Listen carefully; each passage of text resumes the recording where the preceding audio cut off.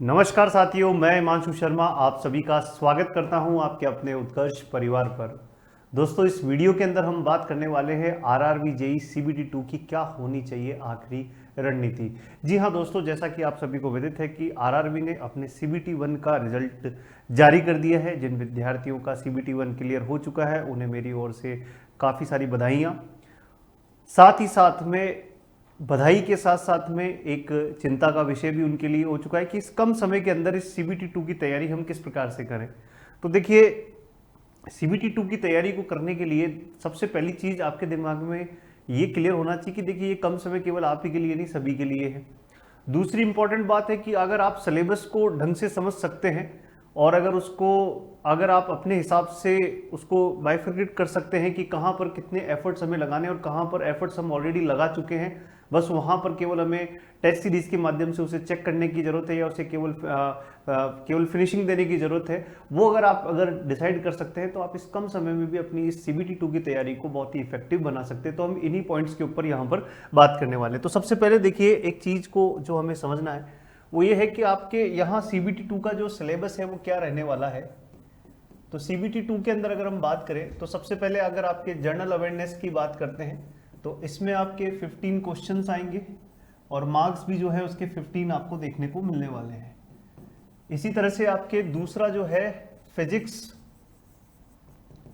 And chemistry, physics and chemistry जो है ये आपके यहां पर रहने वाले हैं। इसके भी आपके 15 क्वेश्चन और 15 मार्क्स का ये रहने वाला है। ये एक ऐसा पोर्शन है जो आप ऑलरेडी पहले सीबीटी 1 के अंदर भी आपका ये कवर हुआ था, ये सीबीटी 1 में भी था ये। तो इसके लिए केवल आपको क्या करना है, इसके लिए आपको नया पढ़ने की आवश्यकता नहीं है। इसके लिए केवल आपको जो आपने शॉर्ट नोट्स बनाए हैं उन शॉर्ट नोट्स को आपको रिवाइज करने की आवश्यकता है और प्लस आपको टेस्ट देने की आवश्यकता है यहां पर। बस कुछ भी नया पढ़ने की आवश्यकता नहीं पड़नी चाहिए यहां पर। बात करें जो आपके यहां पर नए जो आपके इसके अंदर आपको देखने को मिलेगा, एक है कंप्यूटर। तो कंप्यूटर की अगर हम बात करें तो कंप्यूटर के अंदर आपके 10 क्वेश्चंस 10 मार्क्स के देखने को मिलेंगे। कंप्यूटर एक ऐसी चीज है जिसके अंदर आपके कह सकते हैं कि मतलब बहुत वास्ट सिलेबस नहीं है। तो इसके अंदर अगर आपने 2 से 3 अगर आप मैराथन देख लेते हैं कंप्यूटर की तो आपके लिए मोर देन सफिशिएंट है। और प्लस फिर उसके बाद में आप यहां पर क्वेश्चंस से अपनी तैयारी को चेक कर सकते हैं। तो 2 से 3 आप कंप्यूटर की जो कम से कम 4-5 घंटे की कोई मैराथन है वो आप देख सकते हैं, जिसके अंदर कंप्यूटर को कंप्लीट कवर करवाया जा रहा है, जिसके अंदर जो भी चीज़ें हैं कंप्यूटर से रिलेटेड वो बताई जा रही है। उसमें आप उसके शॉर्ट नोट्स बना लीजिए। शॉर्ट नोट्स बना के और आप यहाँ पर अपने क्वेश्चन से इनको करने लग जाइए। दूसरा जो है वो आपका है यहाँ पर जो आपके न्यू ऐड हुए हैं वो है आपका पॉल्यूशन कंट्रोल वाला जो पोर्शन है, एनवायरमेंट एंड पॉल्यूशन कंट्रोल।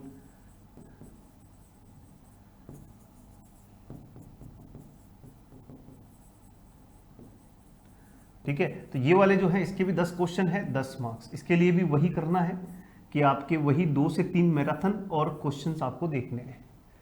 ज़्यादा एफर्ट्स हम नहीं लगा सकते क्योंकि ज़्यादा एफर्ट का मतलब ये है कि हम बहुत डिटेल में जाकर नहीं पढ़ सकते, टाइम कम है। छोड़ भी नहीं सकते क्योंकि 20 मार्क्स है और क्योंकि ये बहुत इंपॉर्टेंट रोल प्ले करेंगे कट ऑफ के अंदर, तो छोड़ना भी बेवकूफ़ी है। बहुत डिटेल में जाके पढ़ना भी कहीं ना कहीं समझदारी वाला काम नहीं है। तो क्या करना है, 2 से 3 बढ़िया मैराथन जो है जिसके अंदर आप देख सकते हैं कंप्लीट कर लीजिए। उसके बाद क्वेश्चंस करिए, ज़्यादा से ज़्यादा क्वेश्चंस करिए। फिक्स टाइप ऑफ क्वेश्चंस आपको देखने को मिलेंगे। वही टाइप्स ऑफ क्वेश्चंस आप जब बार बार रिपीट होने लग जाए तो आप समझ जाइए कि आपने इसको अच्छे से प्रिपेयर कर लिया है।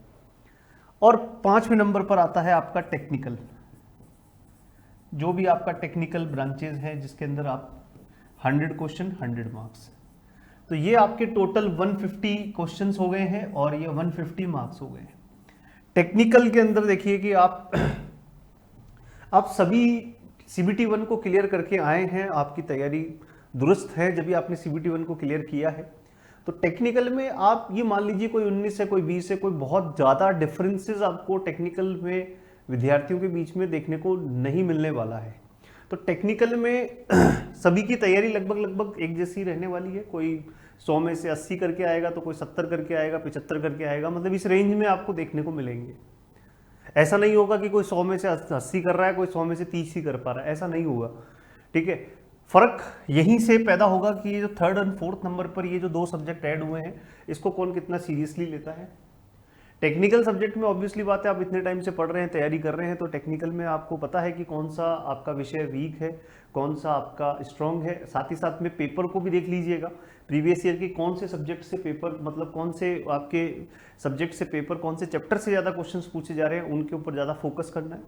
जिनके ऊपर क्वेश्चंस नहीं पूछे जा रहे हैं उनको आप छोड़ सकते हैं, या शॉर्ट नोट्स में आप उनको केवल 15 से 20 शॉर्ट नोट्स में रिवाइज कर सकते हैं, दैट्स इट।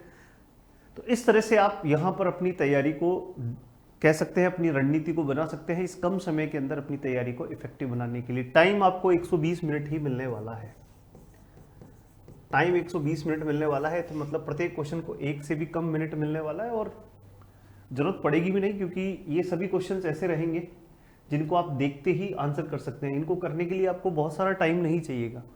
मैथ्स और रीजनिंग नहीं है तो आपको सॉल्व करने के लिए टाइम जो चाहिए होता है वो नहीं रिक्वायर्ड है, इसलिए 120 मिनट यहाँ पर इनफ है।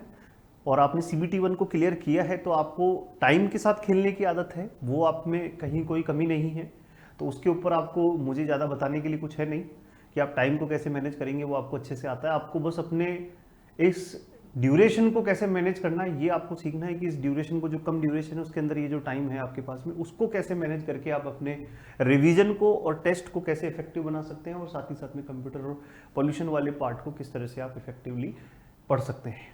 तो ये आपकी स्ट्रेटेजी रहनी चाहिए जो आपके CBT 2 के अंदर कारगर साबित हो सकती है।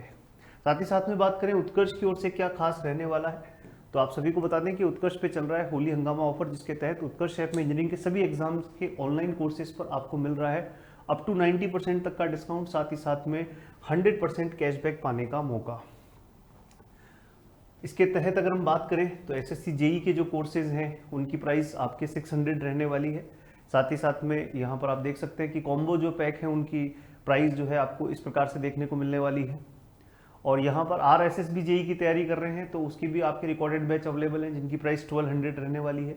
RPSC IN का भी बैच है, सिविल का रिकॉर्डेड बैच है, 2050 रुपीज़ में आपको देखने को मिलने वाला है। साथ ही साथ RRB JEE का सिविल का रिकॉर्डेड बैच भी आपको देखने को मिलेगा। RSSB JEE सिविल डिप्लोमा विद्यार्थियों के लिए भी यहाँ पर बैचेज अवेलेबल हैं, जिनकी प्राइस लगभग आपको इतनी देखने को मिलेगी इस ऑफर के तहत। और अगर हम बात करें यहाँ पर RRB JEE की, अगर आप प्रिपरेशन कर रहे हैं तो आपके यहाँ पर सिविल का रिकॉर्डेड बैच और आपका यहाँ पर 2050 रुपीज़ ये प्राइस रहने वाली है।